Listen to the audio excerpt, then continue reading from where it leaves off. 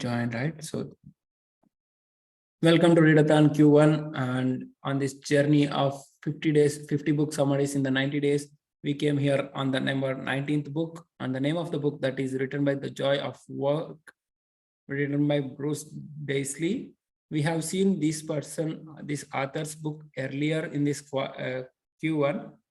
And here is the second book from the same author, Bruce Daisley. The title or subtitle of the book is 30 Ways to Fix Your Work Culture and Fall in Love with Your Job Again. So in this book, the author is going to give how to fix your work culture and how to fall in love with your job. About the Bruce Daisley. Bruce Daisley was born in Birmingham and began his career writing for magazines and radio. He went on to work for giant companies like Twitter and Google and currently heads the European branch of Twitter.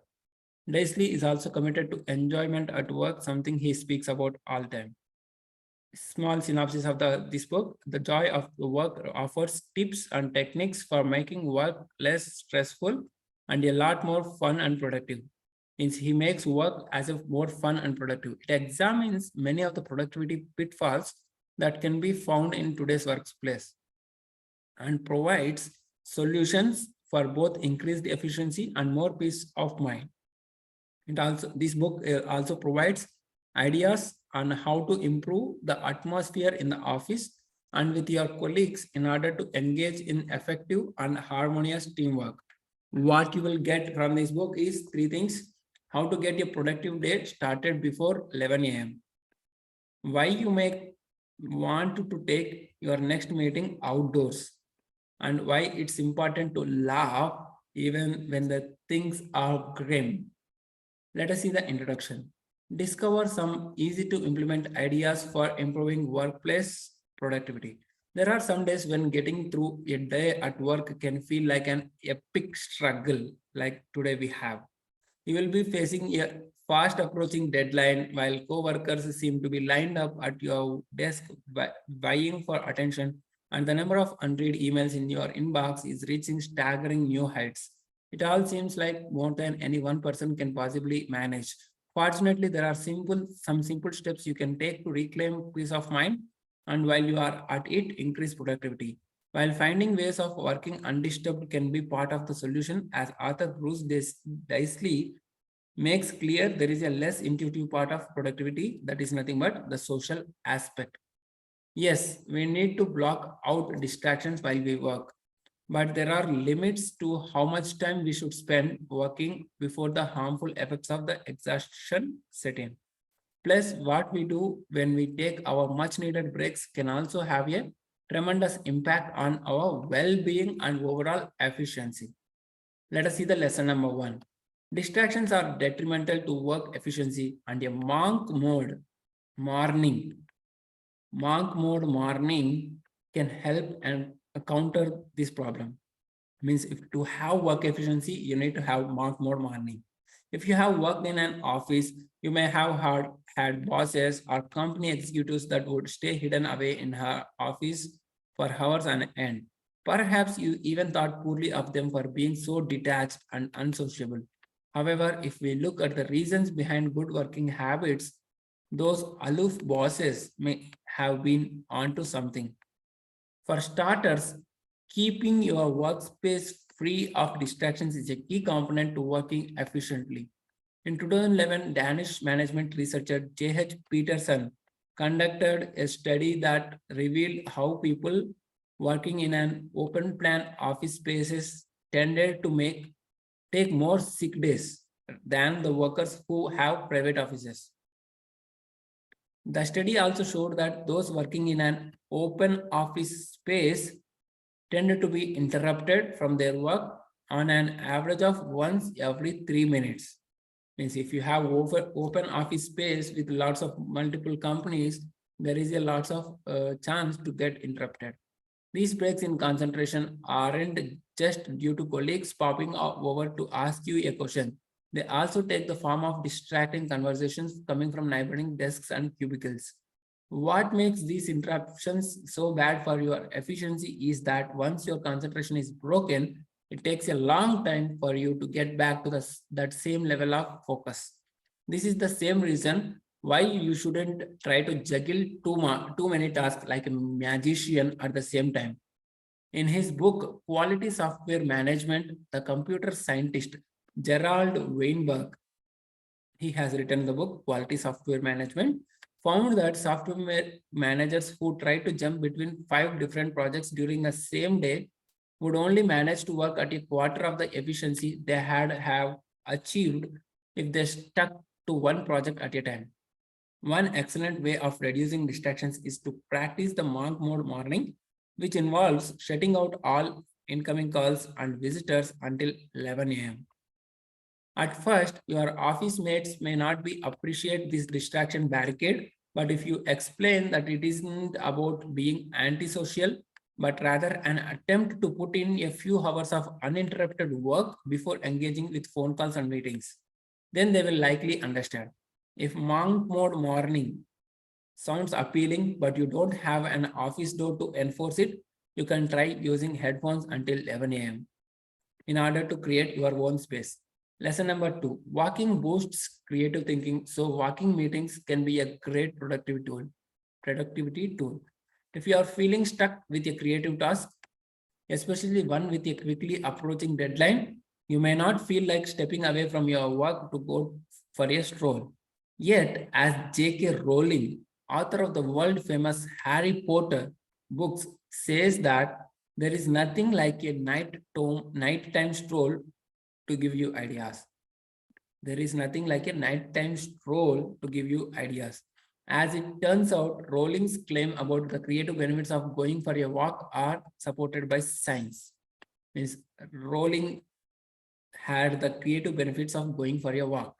In 2014 study by 2 Stanford psychologists, Marilee Oppejo and Daniel Squads, participants were asked for creative responses to certain scenarios. For instance, let us take an example, coming up with the uses for a key that is shaped like an eye. Some responses were considered uncreative, like using the key as an artificial eye.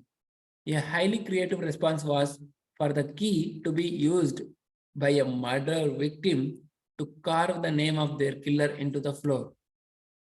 After testing participants who either sat still or got up, went for a walk and sat back down, 81% of those who took a stroll were found to be more creative with their answers. According to the researchers, the act of walking reinvigorated the participants' thinking and led to better ideas. Opezo and Squads also found that it helped to sit back down afterward and concentrate in order for the ideas to flourish. One way of fitting more productive walks into your routine is to have a stroll while you are conducting a meeting. Productivity expert and coach Chris Barres Brown encourages his clients to go for walks with another person. During this time, one person is allowed to talk about a pressing issue without interruption for up to 30 minutes. Then the two people switch roles, and for the rest of the walk, the other person gets to talk. By walking with this purpose, you will both energize your thoughts by allowing each other to say whatever comes to mind without censoring or correcting each other. Barris Brown has seen this work wonders for his clients, who often come back from their walks with added clarity and exciting ideas. Whenever you want to go for a one-on-one meeting, try to do with walking. Lesson number 3. Too much connection and information can lead to hurry, anxiety, but there are ways of quieting the pace. It's common to feel like you are in a rush or under pressure to get things done. But did you know that having a persistent level of stress can affect your behavior? Just think of those times when you have been waiting for the elevator, means lift, and feel the need to keep pressing the call button again and again. Even though you know it won't make the elevator arrive any faster. Even you pressing very faster, it will not come faster. This is a typical example of what's known as hurry anxiety. Essentially, hurry anxiety is characterized by a constant low-grade stress due to the feeling that you will never be able to finish all that you want to accomplish.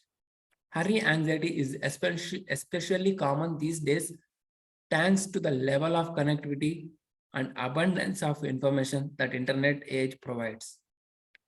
The internet age providing this high anxiety. For example, according to 2015 study by the Readathon group, which looked at the daily habits of 2.8 billion workers worldwide, the average person responds to 130 emails during a typical day. And these emails are just the tip of the iceberg.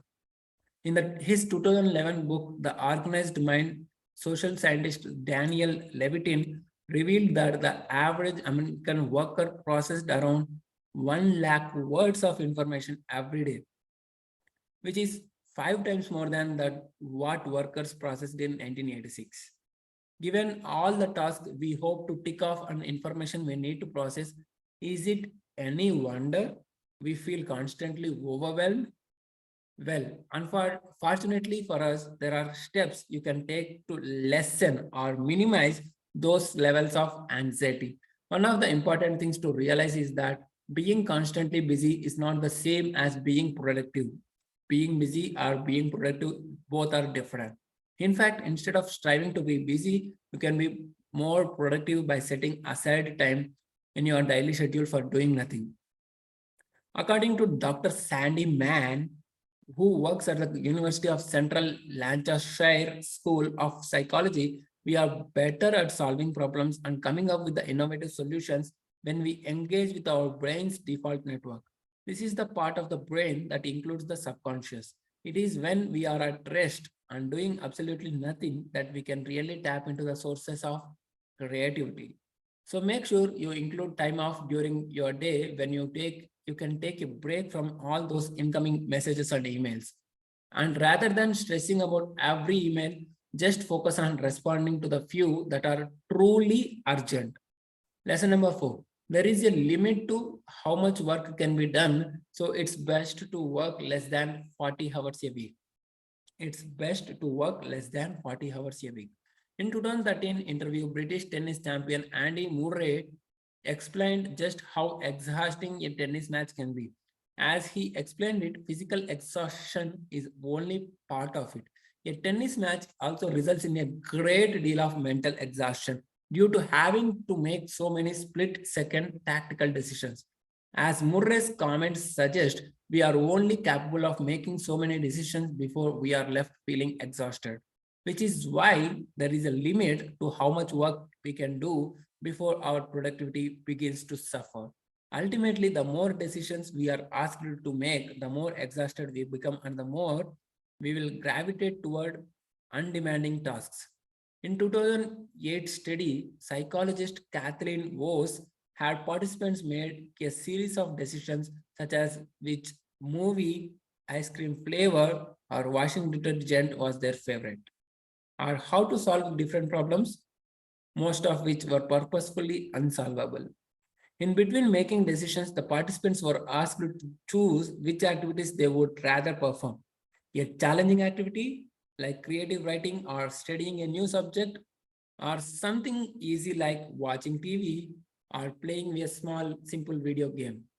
As Bose discovered that participants not only showed signs of mental exhaustion early on, but as the level of exhaustion increased, so too did their preference toward less challenging activities. Means if you are exhausted too much, you will simply select easy tasks instead of challenging tasks. So the next time you come from home from work and can only muster the energy to collapse on the couch and stream the first thing you see on Netflix, this is like a sign of decision-making mental fatigue. This exhaustion can also have repercussions at work, especially when people ignore these signs of fatigue and continue working. Scott Maxwell used to work for the consultancy company McKinsey, which was the kind of workplace where people would sleep under their desks so they could put in as many hours as possible. Eventually, Maxwell realized that this behavior was not increasing productivity. In fact, after he launched his own venture capitalist company and studied the data, he found that an employee's productivity routinely declined if they worked over 40 hours a week. So just because you are pushing yourself to work more hours doesn't necessarily mean you are doing better work. In the long run, by keeping your work under 40 hours a week, you will actually be more productive. Let us see the lesson number 5. New technology makes it possible to observe workplace dynamics and see how important social interactions are for productivity. Have you ever dreamed of having an all-seeing eye and monitoring every worker in your work company to see how they are really spending their time? If the answer is yes, then your dream may already be a reality thanks to the new technology behind sociometric badges. Developed by Alex Pentland, a professor of computer science at the Massachusetts Institute of Technology, MIT, sociometric badges combine traditional ID badges with smartphone technology and make it possible to monitor workplace dynamics.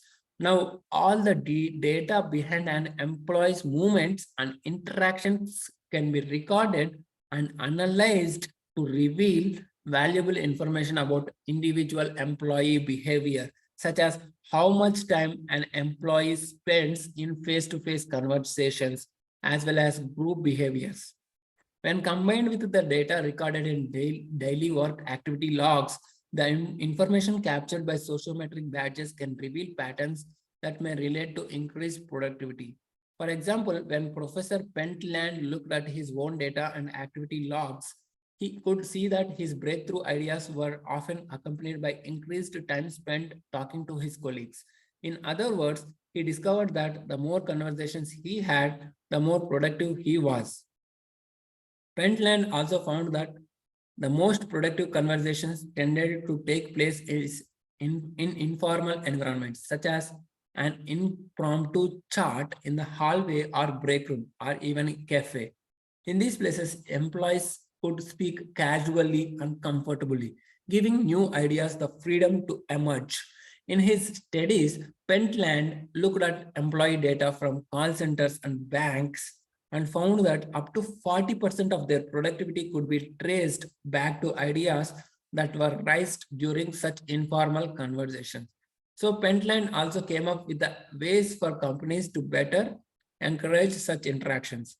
He suggested making lunch tables longer so you could get more people sitting next to one another and increase familiarity between co-workers. Additionally, if you wanted to increase communication between two teams at work, Pentland found it highly effective to strategically place a coffee machine or tea kettle between the two groups. Lesson number 6. A social break gives an unexpected boost to productivity as social interaction balances out work challenges. Finding the right data to monitor productivity can vary from job to job. But at a call center, the information is pretty straightforward. There, we can easily see the number of calls being made and the success rate of those calls. Call center job can be easily tracked for productivity. And because these numbers are so apparent, employees at call centers feel a lot of pressure to spend more time making more calls to boost those numbers. However, this approach is not very effective.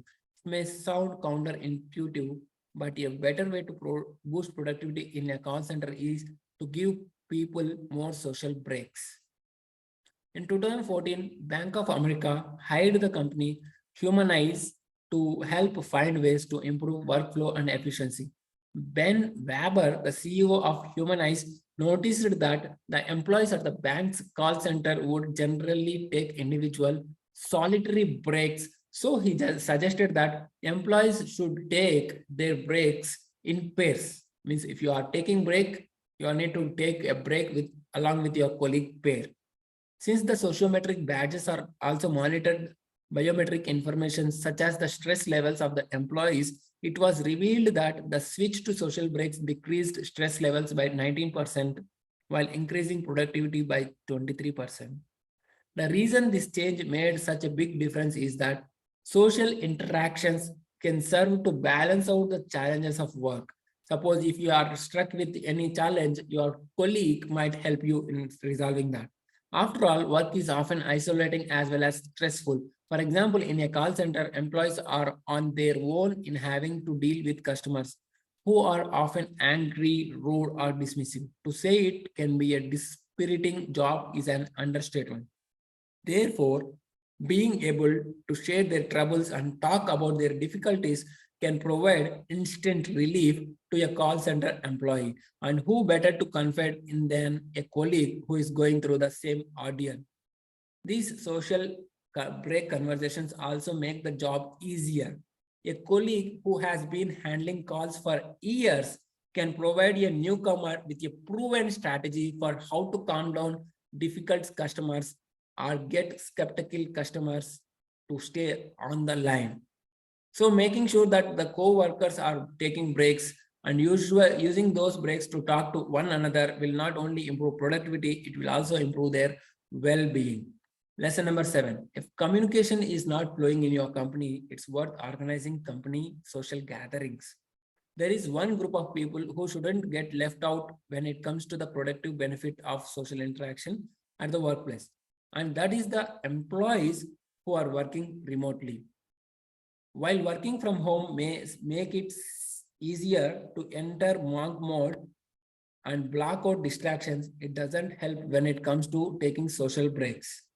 Like if you are connected with live, we cannot have social breaks to have face-to-face conversation.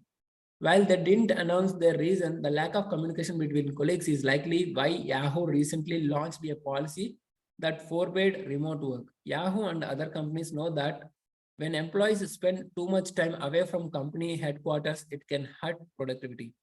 According to Ben Weber, CEO at Humanize, remote workers only exchange a weekly average of 7.8 informal communications with their colleagues, while employees in the office average 38 per week. As we discussed in the previous lesson, this communication is crucial for both productivity and employee well-being.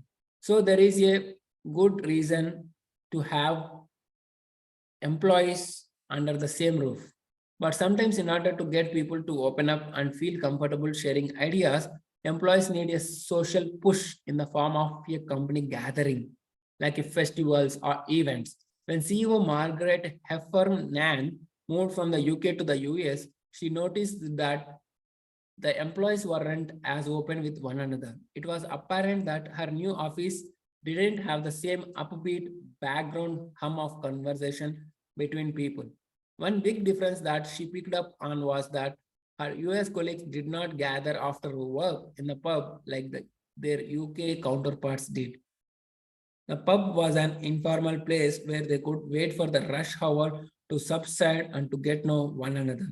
As a result, Jeffernan launched a weekly social meeting time at the office every Friday starting at 4:30 p.m. It started off a bit awkwardly, but eventually everyone began to relax and bonding was underway. Indeed, thanks to the weekly meetings, the individual employees became much more better team collaborators. For teams to work and be productive, members need to trust and appreciate one another. And for this to happen, they need to bond socially. So informal work gatherings are an ideal place for this to happen and should therefore be considered a valuable source of productivity. Lesson number 8, last lesson, laughter cheers up employees in army hospitals. So it's worth giving laughter a chance in offices too. There is a good chance you laughed a lot more as a child than you do now. Children can be such constant gigglers that they even get on their nerves of more serious adults. But the fact of the matter is, every adult could benefit from more laughter in their lives. As we come to find out, laughing is an effective and valuable way of coping with life's challenges, even if you are experiencing the stress of wars. In 2011, ethnographer Mark Day Rond spent weeks embedded with the staff of US Army Hospital in the Camp Bastion, Afghanistan. Remarkably, he found that even though the staff were forced to deal with the hundreds of casualties and the numerous deaths every week, they were always quick to laugh and share a joke. Certainly, the humor at the hospital tended to be more morbid than your average workplace. but it nonetheless served as a valuable counterbalance to the death and suffering that surrounded them on a daily basis. According to D. Rond and other scientists, laughing is an effective coping strategy for balancing out the intense emotions and situations we face. So it stands to reason that it can be a valuable practice when dealing with stress at the workplace. What's more, laughter has also been shown to stimulate creativity. In a recent study at Drexel University, participants were asked to solve various puzzles. Leading up to the puzzle, some participants were shown jokes from comedian Robin Williams' stand-up routine, while others approached the puzzles with laughter. In the end, those who watched Robin Williams were found to show 20% more creativity in solving the puzzles than those who didn't. Means even stand-up comedy also boosts the creativity. Adding more laughter into your day requires the development of your workplace culture where laughter is encouraged. This doesn't mean that everyone has to crack jokes all the time. Rather, it's about approaching work with an openness to sharing laughter with those around you, and if the chance arises. A culture that encourages laughter is one where employees have a cheerful perspective on their work life and are willing to share a laugh about it from time to time. Remember, whatever the circumstances of your job may be, there are always opportunities to make it more enjoyable. Let us see the conclusion. We need to develop a different work culture, one in which we have time and space in the mornings for working without distraction, for going on inspirational walk, means talk while walk, and having casual but productive conversations with co-workers. We need to put more emphasis on the social aspects of work by encouraging employees to take social breaks rather than virtual relaxing breaks with their colleagues, where they feel free to open up and bond with one another. By working undistracted and being more social in the necessary breaks we take from work, we will be both happier and more productive. Let us see the action time. Get plenty of sleep. Sleep is probably the easiest way to boost your work performance. Due to this reason only, we couldn't able to connect at today morning 7 a.m. And it takes little effort. All you have to do is rest. Science have shown that enough sleep, typically 8 hours at night, not only improves concentration and performance the next day, but also makes you less likely to cave into cravings for coffee or sweet treats. Plus, it just makes you happier. According to scientists, sleeping well reduces the amount of negative thoughts floating through your head. So start tonight. Turn off your computer and refrain from doing nothing too stimulating after 9 p.m. Instead, relax and engage in soothing activities until you are tired enough to lay down to sleep. Chances are you will get a great night's sleep. See you in another book summary tomorrow morning, 7 a.m. Until then, stay connected, keep progressing.